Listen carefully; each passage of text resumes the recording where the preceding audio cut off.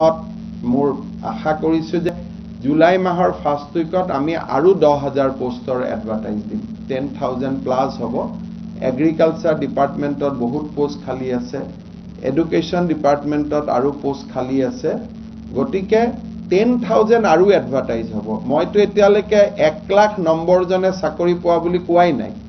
যিদিনাখন 1 লাখ নম্বৰ জনে চাকৰি পাব তেওঁক আপোনালোকৰ আগতে আনি দেখুৱাম যে এওঁ 1 লাখ নম্বৰ এটা তাৰ পিছতো কোনোবা মানুহৰ এক্সিডেন্ট হ'ব পাৰে কোনোবা আইএস পাব পাৰে দুই এটা খালি থাকিব পাৰে এটো বেলেগ কথা কিন্তু 1 লাখ সংখ্যাটো আমি গৈ চুই দিম গৈ